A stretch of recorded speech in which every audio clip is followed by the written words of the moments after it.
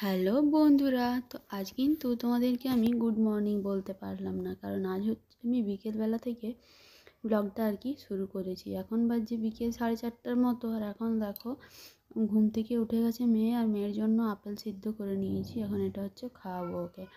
আর এদিকে বাড়িতে বসে খেতেই চাইছিল না, তার জন্য একটু ছাদে নিয়ে গেলাম, তো ছাদে খেলা করছিল আর খাচ্ছিল।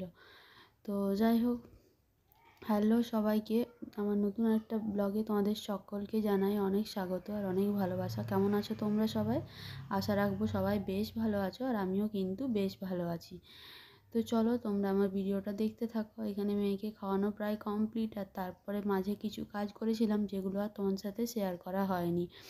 যেমন বিছানা ঝাড়াঝুড়ি করেছিলাম, কিছু কাপড় জামা ছাদ থেকে নিয়ে এসে এগুলো ভাঁজ করে রেখেছি জায়গার জিনিস জায়গায়, ঘরটা একটু ঝাড়ু দিয়ে নিয়েছি। এই সকল কাজগুলো আর তোমার সাথে শেয়ার করতে পারিনি, কারণ আমার ফোনের চার্জটা শেষ হয়ে গেছিলো, চার্জ দিয়ে রেখেছিলাম ফোনটা। তারপরে দেখো এখানে একটু ফ্রেশ হয়ে নিচ্ছি, একটু ফেস ওয়াশ দিয়ে ধুয়ে নিচ্ছি, কারণ প্রায় সন্ধে হয়ে এসেছে। ভাবলাম সন্ধেটা দিয়ে নেবো, তার আগে একটু ফ্রেশ হয়ে চুল টুল ছাড়িয়ে সিঁদুর পরে নিই।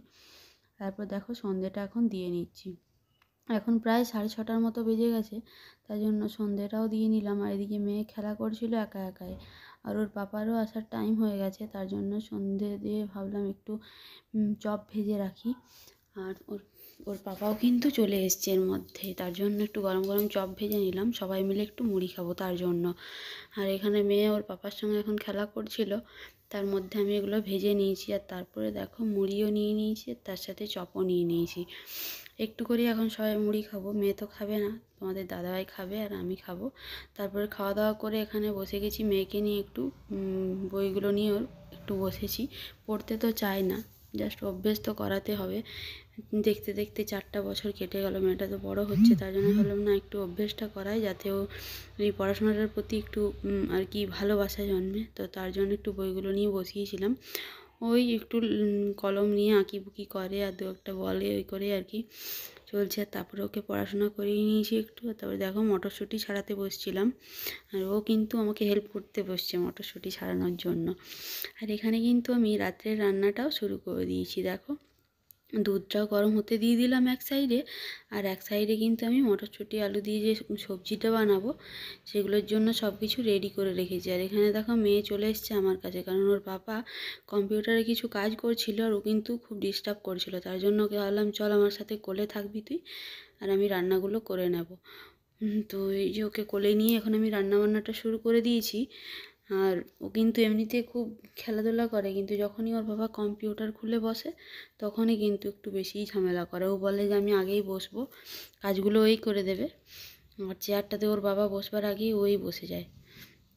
তো যাই হোক, দেখো অনেক গল্পই করে ফেললাম তোমার সাথে। আর এদিকে দুধটাও গরম হচ্ছে, আর এই সবজিটাও কিন্তু ভাজা আমার কমপ্লিট। এখন জল দিয়ে নেবো। আর তার মধ্যে এদিকে দেখো মেয়ে কী করছে এখন আমার কোলে, এই দেখো। ও কিন্তু মুখ কিন্তু ওর চোখ নেই, পটর পটর বকছেই। আর এখানে আমার সবজি টবজি মোটামুটি করা কমপ্লিট, রুটিও করে নিয়েছি। আর তারপরে দেখো মেয়ের জন্য নিয়ে নিয়েছি খাবার, এখন মেয়েকে খাইয়ে নেব। এখন প্রায় বেজে গেছে 8:30টার মতো, আর ওকে আমি রাত্রের খাবারটা কিন্তু 8:30টার মধ্যে খাইয়ে দিই। আর এখানে দেখো খেলা করছিল, তো ওকে বললাম চল খেয়ে নিবি, খাবে না, খেতে চাইছে না আর কি, খেলা করছিল। তো এখানেই ভুলিভালি একটু খাইয়ে দেবো। নিজের হাতে তো খেতে চায় না, নিজের হাতে বসবার জন্য আর কি বলে যে আমি খাবো নিজের হাতে, কিন্তু খেতে পারে না নিজের হাতে, একটু আধটু খায়, তারপরে কিন্তু খাবারটা নষ্টই করে, খেতে পারে না। তার জন্য আমিই খাইয়ে দিই ওকে। আর এখানে খাওয়া দাওয়া ওকে খাইয়ে দাইয়ে তারপরে আমরাও খেয়ে নিয়েছিলাম। আর আমরা খেয়ে নিয়ে এখন দেখো বাসনগুলো সব মেজে নিচ্ছি। আর আমি কিন্তু রাত্রের বাসন রাত্রেই মেজে নিই, খুব কম দিনই হয় যেদিন আমার রাত্রের বাসন থেকে যায়, নাহলে আমার কিন্তু এই বাসি বাসন রাখতে একদমই মন চায় না। মনে হয় যে যখনই খাওয়া হলো তখনই ধুয়ে নেওয়াই ভালো, আর যখনই সেটা বাসি হয়ে যায় না, সেটা মনে হয় পরে ধোবো পরে ধোবো, এরকম করে অনেকটাই বেলা হয়ে যায়। তার জন্য আমি রাত্রের বাসনটা রাত্রে ধুয়ে নেওয়ারই চেষ্টা করি, যতটাই দেরি হোক। খুব অসুবিধা না হলে কিন্তু আমি রাত্রের বাসন কোনো দিনই রাখি না। আর এখানে বাসনগুলো সমস্ত ধুয়ে এখন কিচেনটা পুরো পরিষ্কার করে নেব।